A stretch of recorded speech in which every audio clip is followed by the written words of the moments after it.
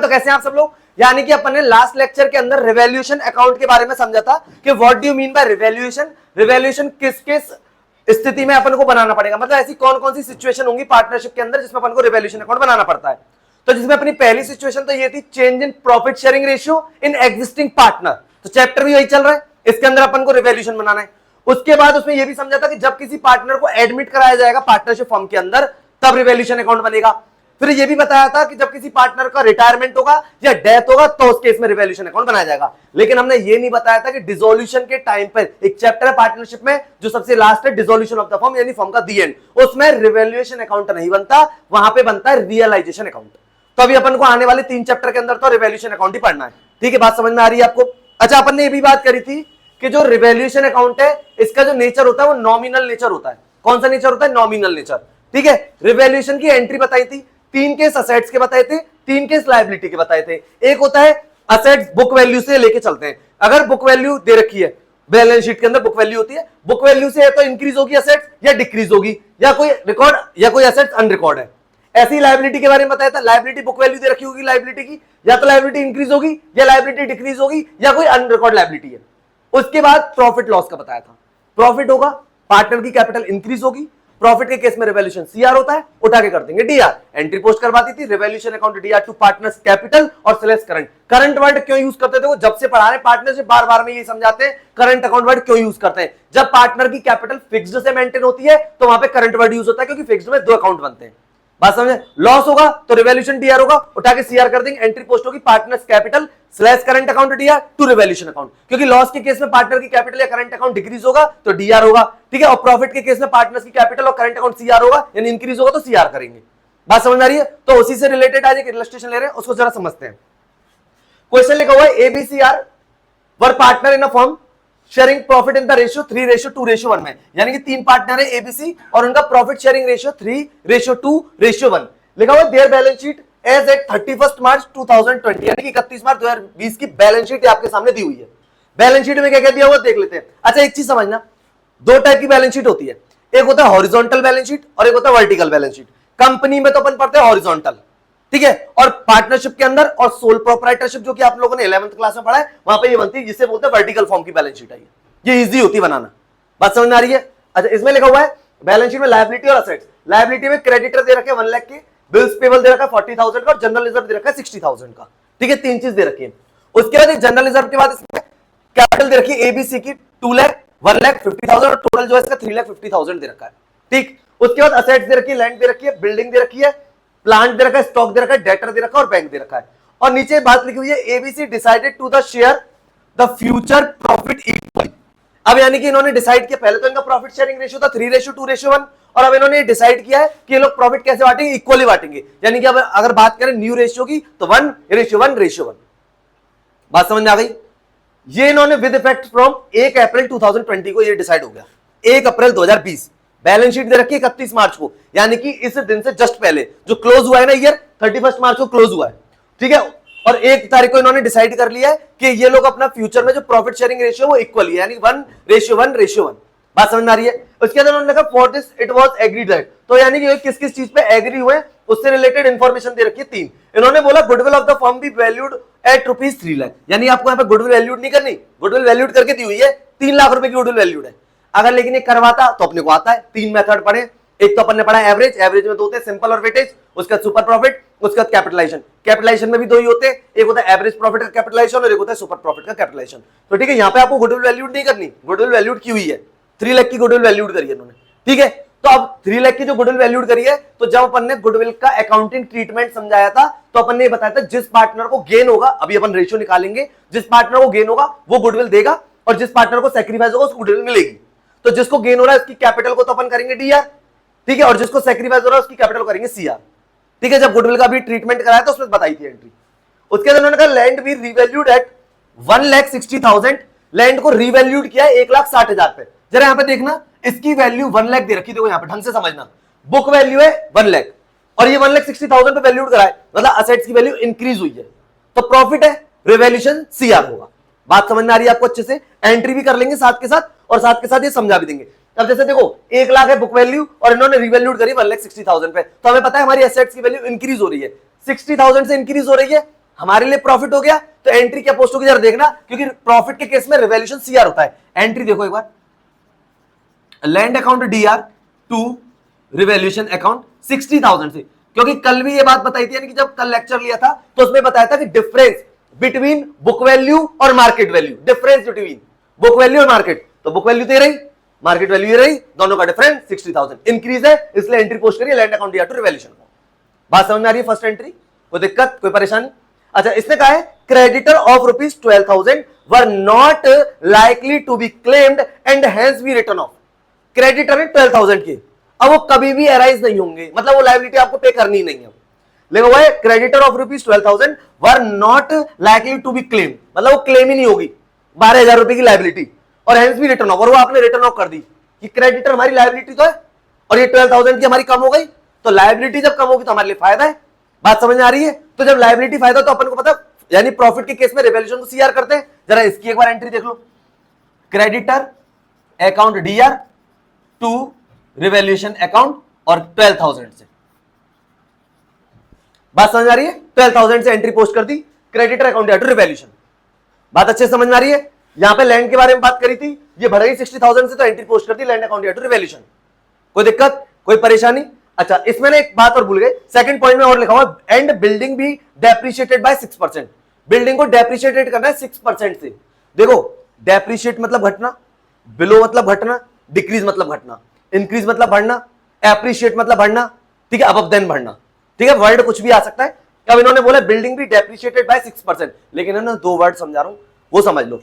एक तो होता है बाई, बाई मतलब तो होता है से, और टू मतलब होता है तक, मतलब बाई मतलब से, इतने से डिक्रीज या इंक्रीज, इतने तक डिक्रीज या इंक्रीज, दोनों वर्डों को समझना। इन्होंने बोला है बिल्डिंग भी डेप्रिशिएटेड बाय 6%, मतलब 6% से डिक्रीज करनी, से डेप्रिशिएट करनी, घटनी है। हमारी असेट्स डिक्रीज होगी तो लॉस है, एंट्री पोस्ट होगी revaluation account D R to building account. बात समझ में आ रही है? एंट्रीज की पोस्ट होगी revaluation account D R to building account, ये इसकी एंट्री पोस्ट होगी। कितने रुपए से होगी? 6% है ना, तो अपने को देखते हैं बिल्डिंग हमारी कितने की, 1 लाख, और 1 लाख का 6% होता है 6,000, तो 6,000 से हमारा रिवैल्यूएशन डीआर हो जाएगा, ये एंट्री पोस्ट हो जाएगी। बात समझ में आ रही है क्या? 3 पॉइंट थे। देखो, इन्होंने गुडविल तो रिवैल्यूड, मतलब गुडविल तो इन्होंने वैल्यूड करके दी हुई 3 लाख, तो वो तो आपको वैल्यूड करनी नहीं है, लेकिन इसका ट्रीटमेंट करेंगे पार्टनर्स कैपिटल अकाउंट के अंदर, क्योंकि इसने बनवाया हमसे revaluation account, partners capital account और बैलेंस शीट। और कब बनवाई? ऑफ द रिकॉन्स्टिट्यूट फॉर्म, जब फॉर्म का क्या हो रहा है, रिकॉन्स्टिट्यूशन हो रहा है, उसके बाद बनवाई है, जब इन्होंने अपना प्रॉफिट शेयरिंग रेशियो चेंज कर लिया। बात समझ में आ रही है अच्छे से? तो इन्होंने पहले बोला कि लैंड को रिवैल्यूड करना है 160, तो 160 से रिवैल्यूड करना है, लैंड यहाँ पे 1 लाख रुपए की, 160 पे वैल्यूड करने पर 60,000 से इंक्रीज हो गई, एंट्री पोस्ट कर दी land account D R to revaluation account, पहला पॉइंट। उसके बाद इन्होंने बोला बिल्डिंग भी डेप्रिशिएटेड बाय 6%, यानी कि डेप्रिशिएट करना है, कम करनी है 6% से, बाई मतलब होता है से। तो देखो, बिल्डिंग दे रखी है 1 लाख, 1 लाख का 6% निकाला 6,000, कम करेंगे, लॉस हो गया, एंट्री पोस्ट होगी revaluation account D R to building account. दो एंट्री समझ में आ गई, फर्स्ट और ये सेकंड, कोई दिक्कत है इसमें?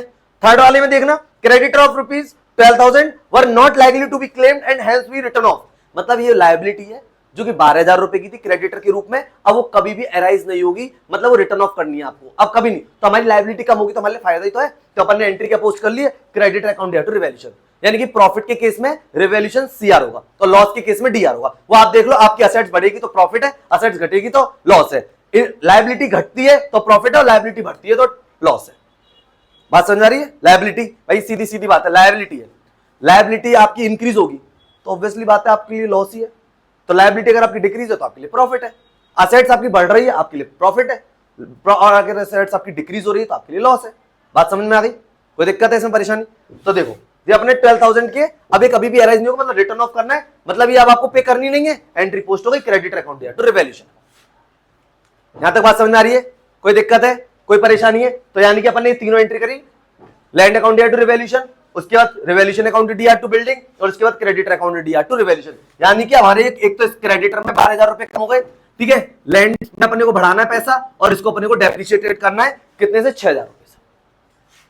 बात समझ में आ गई? कोई दिक्कत है कोई परेशानी है? और गुडविल का ट्रीटमेंट अभी अपन करेंगे, 3 लाख रुपए की गुडविल दे रखी है, ठीक है, तो मैं इन पॉइंटों को इरेज कर दे रहा हूं, लैंड एंड रिवैल्यूड वाला और ये क्रेडिटर वाला, और एंट्री मैंने तुम्हें बताई दी है। तो एक बात याद रखना, कई बार क्या होता है क्वेश्चन में जो स्टूडेंट्स होते हैं वो क्या करते हैं, रिवैल्यूएशन अकाउंट को तो रट जाते हैं कि रिवैल्यूएशन अकाउंट कैसे बनेगा, समझना भी तुम देखना, रिवैल्यूएशन अकाउंट को तो रट जाते हैं, लेकिन क्वेश्चन में हो जाता उल्टा, आ जाती है एंट्री, अब उनसे एंट्री नहीं बन पाती। हालांकि एंट्री से ही अकाउंट बनते हैं, लेकिन रटने वालों के लिए कुछ सिस्टम नहीं समझ में आता। जो रट लेंगे तो उनको क्या समझ में आएगा कि क्या कर रहे हैं, और क्वेश्चन में अगर एंट्री पूछ ली तो कैसे होंगी, तो बात समझ में आ गई। बस आपको तो रिवैल्यूएशन के अकॉर्डिंग चीजें लेके चलनी है। असेट्स बढ़ रही है प्रॉफिट है, असेट्स घट रही है तो लॉस है, ठीक है। और अगर हमारी लायबिलिटी घट रही है तो प्रॉफिट, और लायबिलिटी बढ़ रही है तो लॉस है। और लॉस के केस में रिवैल्यूएशन डीआर, और प्रॉफिट के केस में रिवैल्यूएशन सीआर। बस इतना याद रखना है। बात समझ में आ रही है। अब जरा समझते हैं, इन्होंने goodwill of the firm is valued 3 lakh. इसके ट्रीटमेंट बहुत अच्छे से समझा रहे हैं। इसके 2 ट्रीटमेंट होते हैं, इसके 2 ट्रीटमेंट है। मैं पहले तो आपको ये वाला समझा रहा हूं जो कि अपन ने करा है, गेनिंग रेशियो से और सैक्रिफाइस से। लेकिन जब हमसे कैपिटल अकाउंट बनवाएगा तो जरूरत नहीं है गेनिंग और सैक्रिफाइस की।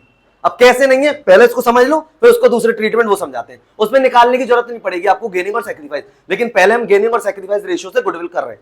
तो देखो जरा, हमें पता है ओल्ड माइनस अपन तो न्यू वाला रेशियो लगा देते हैं, ठीक है, ओल्ड माइनस न्यू। तो जरा देखते हैं, ए है, बी है और सी है। तो इनका जो ओल्ड रेशियो था वो तो था 3/6, 2/6, 1/6। बात समझ में आ गई, 3/6, 2/6 और 1/6। और इनका नया रेशियो 1/3, 1/3, 1/3, क्योंकि इन्होंने यहां पे बोला है कि ये फ्यूचर में जो प्रॉफिट है वो इक्वली बांटने वाले। बात समझ में आ रही है, फ्यूचर में ये लोग प्रॉफिट को कैसे बांटेंगे, इक्वली। अब इक्वली बांटेंगे तो 1/3, 1/3 और 1/3, ठीक है। अपन इनका सैक्रिफाइस और गेन रेशियो निकालने की कोशिश करते हैं। इसका आएगा 6, 6 1 1 3 3 और 3 2 2 1 2, 1/6 सैक्रिफाइस है क्योंकि प्लस में आ रहा है। इसका लिए 6, 6 1 1 2 2 और 3 2 2 1 2, तो इसका 0/6, यानी कि इसका कुछ भी नहीं है, कोई गेन नहीं, कोई सैक्रिफाइस नहीं। इसकी बात कर लेते हैं, इसका एलसीएम आएगा 6, 6 1 1 3 3 और 3 2 2 1 2, ठीक है। 6 यानी कि एलसीएम लेंगे 6 1 और 1 3 3 और 3 2 2 1 2, इसका आ रहा है 1/6। इसका भी सैक्रिफाइस ही आ रहा है। एक मिनट दोबारा चेक कर लेते हैं, 3/6, 2/6 और 1/6। और इनका प्रॉफिट रेशियो है इक्वली 1/3, 1/3 और 1/3, ठीक है। तो 6 एलसीएम लेंगे, 6 1 1 3 3 और 3 2 2 1 2, तो 1/6 आ गया इसका।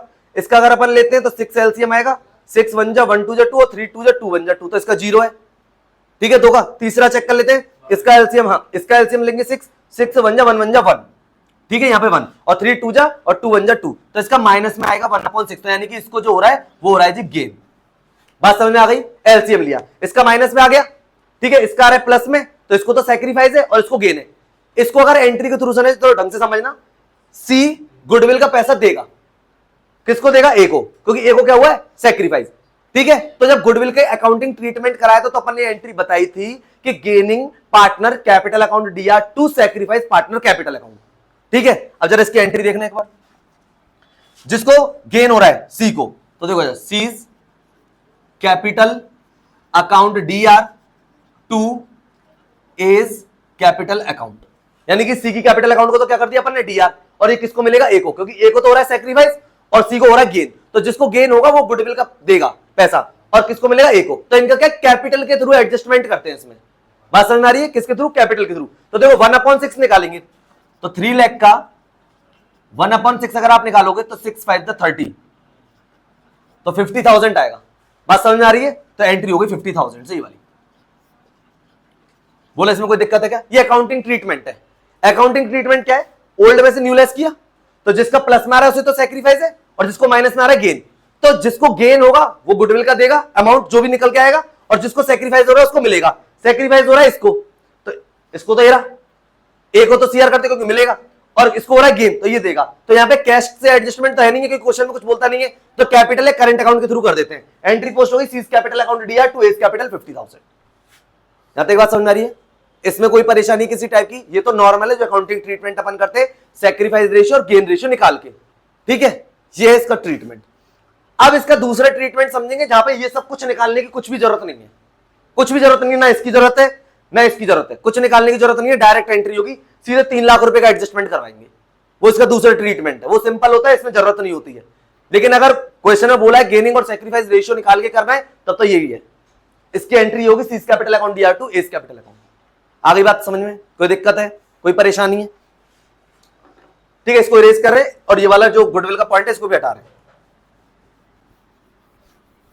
अब इसमें सबसे पहले अपन बनाएंगे इसमें रिवैल्यूएशन अकाउंट, क्योंकि इसने क्वेश्चन हमसे पूछा था रिवैल्यूएशन अकाउंट। एक बार उसको देख लेते हैं। देखो रिवैल्यूएशन अकाउंट,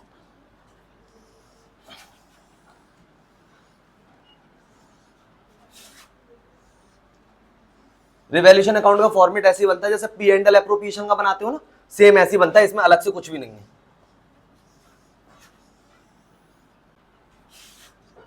पर्टिकुलर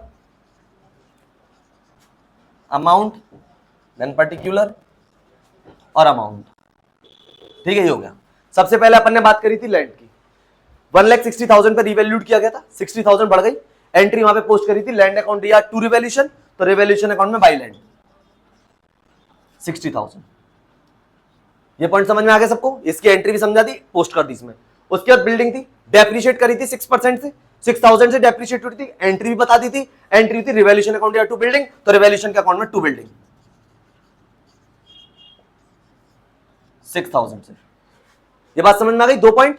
और उसके बाद तक क्रेडिटर का, इन्होंने बोला था क्रेडिटर की जो 12,000 की लायबिलिटी अब अराइज नहीं होगी और उसको रिटर्न ऑफ करना है, तो फायदा हो गया क्योंकि लायबिलिटी डिक्रीज हो गई। एंट्री अपन ने पोस्ट करके बता दी थी creditor account D R to revaluation, तो बाय क्रेडिटर।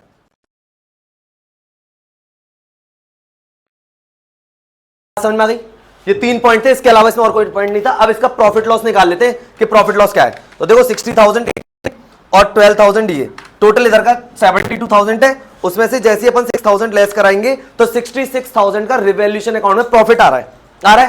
तो जब रिवैल्यूएशन अकाउंट में प्रॉफिट आता है तो अपन ने बताया था कि सीआर बैलेंस होगा, उठा के उसको करेंगे डीआर, एंट्री पोस्ट होगी revaluation account D R to partners capital, तो रिवैल्यूएशन के अकाउंट में to partners capital account, to partners capital account, क्योंकि करंट तो इसलिए यूज नहीं कर सकते ना क्योंकि कैपिटल यहां पे है तो ही नहीं, फिक्स से, तो फ्लैक्चुएटिंग से तो सारे अकाउंट एक ही बनता है, पार्टनर्स कैपिटल सारे आइटम उसी के अंदर जाते हैं। तो ए बी और सी 66,000 है और ए बी सी में अपन इसको डिस्ट्रीब्यूट करेंगे कौन से रेशियो में, ओल्ड रेशियो में, 3:2:1, यानी जो भी काम होगा ना वो सब ओल्ड रेशियो में होता है।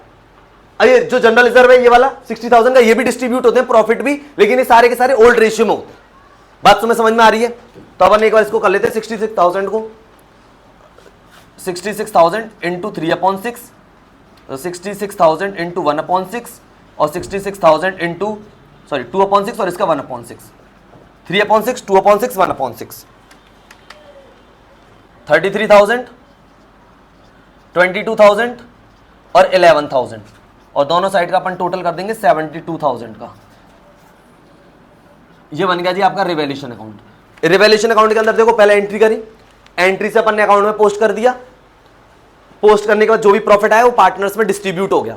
अब बच्चे इसको याद कैसे करते हैं वो सुन लो, जितने भी प्रॉफिट्स हो रहे हैं वो सब इधर और लॉस इधर, बस जो रट के जाते हैं उनके लिए बताया जा रहा है कि भाई वो क्या करते हैं, प्रॉफिट तो सारे के सारे इधर आते हैं बाई साइड और लॉस जो होते हैं वो सारे के सारे इधर।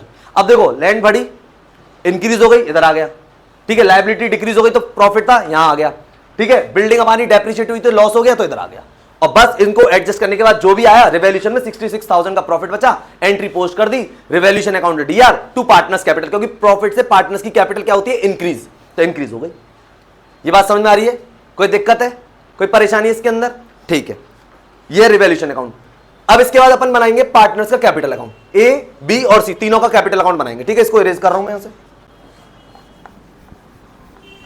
अब जरा देख लो इसका कैपिटल अकाउंट एक बार। कैपिटल अकाउंट जैसे पहले बनाया है सेम उसी अकॉर्डिंग बनेगा, सेम, ठीक है।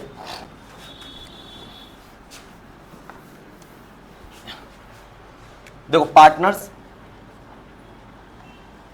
कैपिटल अकाउंट और देख लो तीन है ना, तो अमाउंट कॉलम 3 बनेंगे इसमें।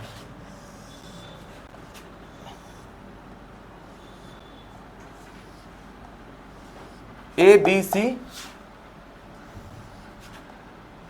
ए बी और सी, ए बी सी, पर्टिकुलर और पर्टिकुलर। अब जरा इसको देखो, इसको ढंग से देखना क्योंकि मैं इसमें गुडविल का एडजस्टमेंट 2 तरीके से तुम्हें समझाने की कोशिश करूंगा, जो एक तो अभी अकाउंटिंग एंट्री से करा था एक तो वो, और दूसरा ये वाला मेथड, ठीक है। सबसे पहले अपन को कैपिटल का बैलेंस लिखना है, यहां पे लिखेंगे by balance brought down, A B और सी का ये रहा बैलेंस 2 लाख 1 लाख और 50,000। ये बात समझ में आ गई? 2 लाख 1 लाख 50,000, ठीक है। पहला, उससे पहले करने से पहले जो रिवैल्यूएशन अकाउंट बनाया उसमें जो भी प्रॉफिट और जो भी लॉस आता है पहले वो ट्रांसफर होता है। तो रिवैल्यूएशन में भी प्रॉफिट आया था, तो जब रिवैल्यूएशन में प्रॉफिट आया तो अपन ने एंट्री पोस्ट करी थी रिवैल्यूएशन अकाउंट दिया टू पार्टनर्स कैपिटल, तो इधर आया था तो पार्टनर्स कैपिटल में by revaluation account, by revaluation account, ठीक है। अब कितना कितना है? 33,000 तो इसका था, 22,000 इसका था और 11,000 इसका था। 2 पॉइंट समझ में आ गए? पहले बैलेंस लिखा, फिर रिवैल्यूएशन का जो भी प्रॉफिट आया था ये कर दिया, लॉस आता तो इधर आता, ठीक है। बात समझ में आ गई? 2 पॉइंट। उसके बाद जो भी प्रॉफिट लॉस वगैरह होंगे वो भी डिस्ट्रीब्यूट होंगे। तो इसमें एक प्रॉफिट नजर आ रहा है, केवल एक जनरल रिजर्व, ठीक है, डिस्ट्रीब्यूट होगा पार्टनर्स के बीच में बाय जनरल रिजर्व, ठीक है। डिस्ट्रीब्यूट करेंगे जनरल रिजर्व को। ये दे रखा है 60,000, ओल्ड रेशियो में डिस्ट्रीब्यूट होता है, चाहे प्रॉफिट होगा चाहे लॉस होगा, सारा का सारा ओल्ड रेशियो में डिस्ट्रीब्यूट होगा, ठीक है। अब देखो 3 और 2 और 1 6 और 6 में देंगे तो 10,000 आएगा, तो 30,000, 20,000 और 10,000 ये हमने जनरल रिजर्व डिस्ट्रीब्यूट कर दिया। ये बात समझ में आ रही है? कोई दिक्कत है इसमें? तो पहले अपन ने बैलेंस लिख दिया, रिवैल्यूएशन लिख दिया, जनरल रिजर्व लिख दिया। उसके बाद अभी अपन ने गुडविल का एंट्री करी थी, तो गुडविल की एंट्री अपन ने करी थी, इसमें जो गेन हुआ था वो तो हुआ था सी को और सैक्रिफाइस हुआ था ए को। एंट्री पोस्ट करी थी C's capital account D R to A's capital account करी थी ना, C's capital account D R to A's capital. भाई सी को जो था वो क्या हुआ था? गेन, और ए को क्या हुआ था? सैक्रिफाइस। बी को तो कुछ नहीं था, तो ठीक है। तो अपन ने एंट्री पोस्ट करी थी C's capital account D R to A's capital करी थी। तो अगर उस एंट्री के थ्रू अगर इसमें अपन पोस्ट करें, जैसे एंट्री करी थी, एक बार दोबारा बता देते हैं यहां पे, C's capital account D R to A's capital account, ये अपन ने एंट्री पोस्ट करी थी, ठीक है। करी थी कितने रुपए से करी थी अपन ने? वो 50,000 से, तो ये अपन लिख देते हैं। अब इसको अगर अपन एंट्री पोस्ट करेंगे, इस वाली एंट्री को इस अकाउंट के अंदर, तो वो जरा देखना, जब मैं यहां पे लिखूंगा जैसे सीज कैपिटल अकाउंट में पोस्ट करनी, तो सीज का बैलेंस डीआर है, एंट्री डीआर साइड पोस्ट होगी अपोजिट नेम से टू एस कैपिटल अकाउंट, और सी के में पोस्ट होगी 50,000। यहां पे लिखा जाएगा बाय सीज कैपिटल और अमाउंट लिखी जाएगी ए के में 50,000, ठीक है। कैसे? देखो पहले तुम मान के चलो हमें सी के अकाउंट में पोस्ट करना है, तो सी का अकाउंट क्या है? डीआर, तो एंट्री डीआर साइड ही पोस्ट होगी अपोजिट नेम से टू एस कैपिटल, हो गया। अब हमें ए के अकाउंट में पोस्ट करना है, तो ए का बैलेंस सीआर है, एंट्री सीआर साइड पोस्ट होगी अपोजिट नेम से सी के से, तो ये हो गया टू सीज कैपिटल। यहां तो ये बात समझ में आ रही है? कोई दिक्कत है इसमें? कोई परेशानी है? तो अपन ने गुडविल का एडजस्टमेंट कर दिया। ये तो वो करा है जो अकाउंटिंग ट्रीटमेंट अभी मैंने आपको कराया था वो, ठीक है। बात समझ में आ रही है? अच्छा, अब इसको अपन दूसरे मेथड से करेंगे, लेकिन पहले एक बार इसका बैलेंस खत्म कर लेते हैं, इसको बंद कर देते हैं। बैलेंस लिख दिया, रिवैल्यूएशन लिख दिया, जनरल रिजर्व डाल दिया, और ये जो गुडविल का डिस्ट्रीब्यूशन था वो कर दिया। अब इसके अलावा अब इसमें कुछ नहीं है, अब इसका सीधे बैलेंस निकालेंगे। यहां लिखेंगे टू बैलेंस कैरेट डाउन, ठीक है। यहां पे इसका टोटल करेंगे दोनों साइड का, और जो भी बैलेंस आएगा उसको अपन यहां पे लाके लिख देंगे। तो एक बार देख लेते हैं कितना कितना बैलेंस आ रहा है। 2 लाख प्लस 33,000 प्लस 30,000 और प्लस 50,000, ये आ रहा है इसका 3,13,000, और इनसे माइनस करने के लिए तो यहाँ पे लिखेंगे 3,13,000। बात समझ में आ गई? टोटल में भी लिख देंगे 3,13,000, ठीक है। सेकंड बात कर लेते बी की, 1 लाख प्लस 22,000 प्लस 20,000 और माइनस करा देंगे, कुछ है माइनस के लिए, तो इसका आ रहा है 1,42,000, तो यहाँ पे लिखिए 1,42,000 प्लस 11,000 और प्लस 10,000 और माइनस करा देते 50,000, तो इसका जो बैलेंस आ रहा है वो आ रहा है 21,000। यहाँ पे लिख देंगे अपन टोटल 71,000, 71 इधर लिख देंगे, ठीक है। इसका टोटल है 1,42,000। बोलो पहले तो ये बात आपको समझ में आ गई? इसमें कोई परेशानी है? ये तो वो एंट्री है, यानी कि ये तो एडजस्टमेंट एंट्री वो है जो अपन ने भी करी थी, ठीक है। यानी कि ये वाली C's capital account D R to A's capital. लेकिन अब इसको थोड़ा दूसरे तरीके से समझ लो, दोनों मेथड से समझा रहे थे। पहले तो अपन ने जो अकाउंटिंग एंट्री करी उससे कर दिया, ये बात सबको समझ में आ गई। अब इसका दूसरा एडजस्टमेंट और देख लो। इसमें क्या करना है आपको, यहां से इसको हटा देंगे बाय सीज कैपिटल, ठीक है। ये हटा दिया। अब एक बार इसको यहां से दोबारा समझा देते हैं। इसको हटा दिया और एक इसको यहां से हटा देते हैं, तो आप इसका थोड़ा दूसरा ट्रीटमेंट देख लीजिए आप, और ये काम आएगा। ये बहुत अच्छा ट्रीटमेंट है, कोई दिक्कत नहीं है। इसमें एक नोट डालना पड़ेगा बस आपको, तो उसको भी देख लो। इसमें गेनिंग रेशियो सैक्रिफाइस रेशियो निकालने की कोई जरूरत नहीं है। गुडविल को ओल्ड रेशियो में तो खोलना है, गुडविल को ओल्ड रेशियो में खोलना है और न्यू रेशियो में बंद करना है। लिखा मैंने by goodwill, by goodwill, bracket में लिख दिया ओल्ड रेशियो। इसको ढंग से समझना बिल्कुल अच्छे से, इसमें कुछ नहीं है, कोई रेशियो नहीं निकालना, ऑटोमेटिकली एडजस्टमेंट हो जाएगा। बाय गुडविल लिखा, ओल्ड रेशियो में इसको खोल रहे हैं, ठीक है, गुडविल थी 3 लाख की, कितने की थी? 3 लाख की। 3 लाख की तो वैल्यू थी, आपको दे रखी। 3 लाख को मैंने 3:2:1 में बांटा, ठीक है। तो अपन ने कर दिया 3 लाख डिवाइडेड बाय 6 यानी 50, 5 3 50 यानी 1.5 लाख, 1 लाख और 50,000। ये देखो ढंग से समझना, बाय गुडविल ओल्ड रेशियो में 3 लाख को डिस्ट्रीब्यूट करा 3:2:1 में। बात अच्छे समझ में आ रही है? बोलो कोई दिक्कत है? ओल्ड रेशियो में डिस्ट्रीब्यूट कर दिया, उसके बाद यहां लिख दिया 2 गुडविल और यहां पे लिख दिया न्यू रेशियो। इसको न्यू रेशियो में बंद कर दिया। इसको किसे बंद कर दिया? न्यू रेशियो बंद। इनका न्यू रेशियो है 1:1:1। 3 लाख को मैं 1:1:1 में डिस्ट्रीब्यूट करोगे तो 1 लाख, 1 लाख और 1 लाख। बात समझ में आ रही है?